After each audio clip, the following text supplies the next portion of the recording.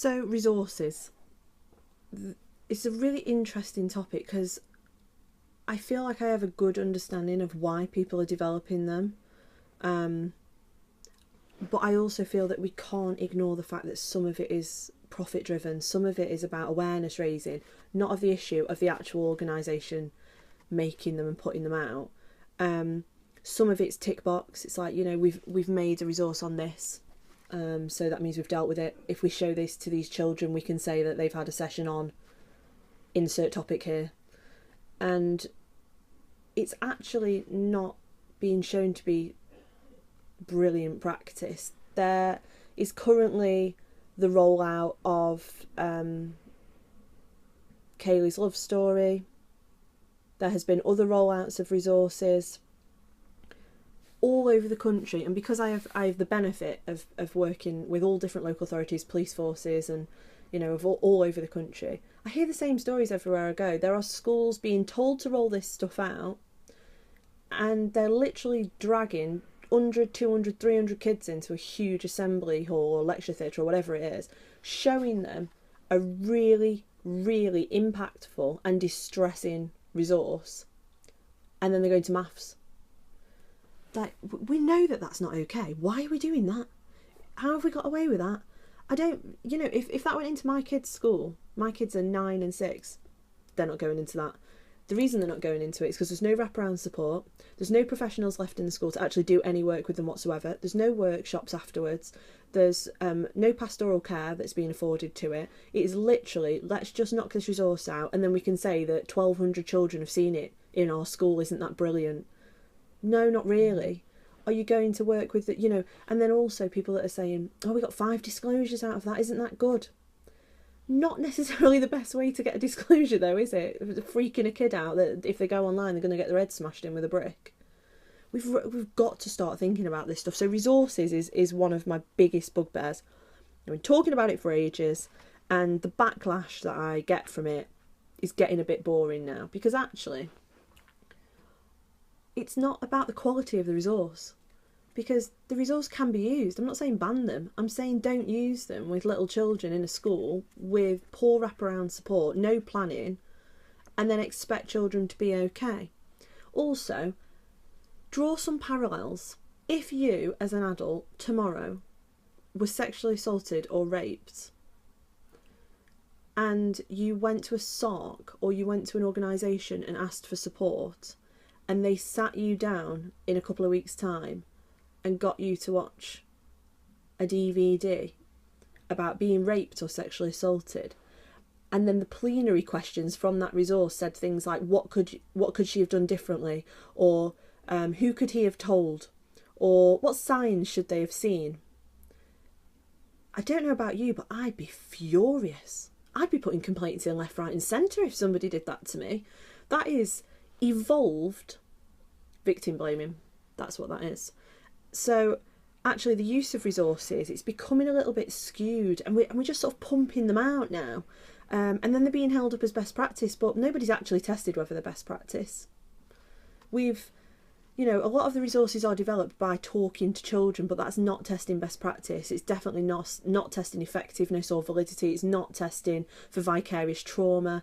It's not looking at whether the messages are biased. So the Women and Equalities Committee report that came out had some excellent examples in there of professionals of all different types using resources, including in schools, using resources that they've been told to use, where the plenary questions actually caused victim blaming. The plenary questions were causing children to say things like, well, she shouldn't have done that then, should she? Well, if she'd have done this, then that wouldn't have happened to her. There's professionals and researchers like me that are trying to break that down. And you're unpicking what I'm trying to do. I'm trying to convince people that victims are not ever to blame for their sexual assault or sexual violence. And then we've got resources going into schools at really impressionable ages where we can make masses of difference, where we can influence them to become adults that never blame victims and always blame perpetrators. And we're giving them resources where we are actually coaching them to blame victims and to convince them that if you don't do these things, you will not become a victim of sexual violence. And we cannot guarantee that. So also along with my own research, which is looking into why we blame victims, and how we are currently trying to deconstruct that in all different charities and organisations around the UK, and then looking at women and girls' experience of being blamed, and how we can change as professionals and as the public. What can we do to make sure that this culture of victim blaming doesn't continue? These resources doing the opposite of that. They've got to be really carefully built, and they've got to be really carefully tested so that the resources don't actually force children down a victim blaming route of reasoning, which is what's currently happening, unfortunately, with a lot of them. It's not enough to say to schools, especially because I feel like schools are being drawn in by some of this, thinking that they're doing the right thing, that showing these resources means that their children will know what sexual violence is, or they'll know what sexual exploitation is, and therefore they'll be able to spot the signs and protect themselves from it. Unless you have proof of that, please stop saying that, because you've got parents and teachers and then children thinking in that way. And then when something does happen to them, and we know that a very large proportion of people will experience sexual abuse and sexual violence, I don't ever want to hear the words, well, they've seen insert resource here 4 times. I just don't know why this is happening to them.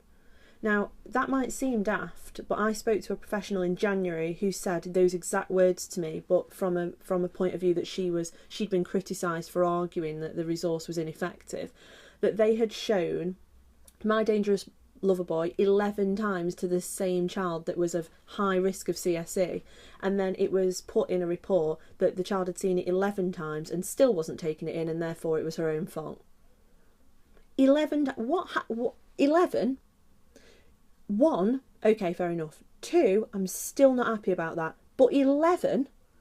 What? Who showed them that 11 times? Why? What was the rationale behind that? Like when you sat around a table and you're going, well, she's seen it 5 times now, it still isn't working. I know, let's show it another 6, see if that works. It's not Clockwork Orange. What are we doing? Like, we've got to really start thinking about how we're using these resources. They're not preventative. They are literally awareness raising. And some of them are actually not suitable for children whatsoever. There's a couple of them that actually come with age ratings, and then I know of areas in the UK that are ignoring the age rating and are going, well, we'll just show it to year 8 as well. It'll be all right. Well, if the producers have given you an age rating, you should probably stick to the age rating. There's a reason that that's there.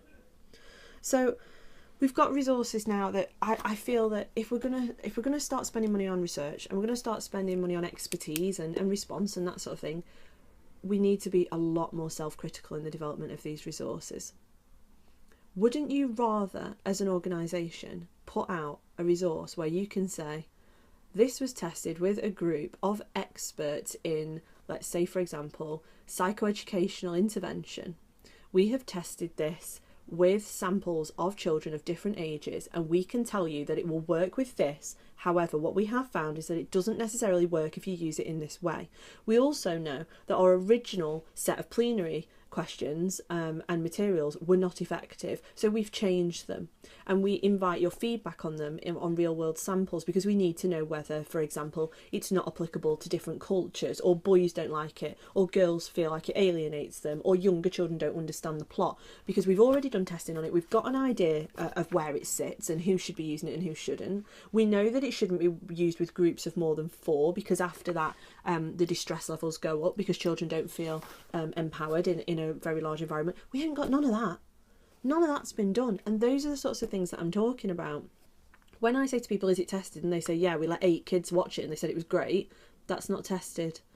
Not at all. So really we need to be a lot more critical of our own practice, and we should be wanting to put out the best possible resources for children that have been tested and tested and tested and tested and tested to within an inch of their life, so we can be pretty sure of how they work and how they impact children.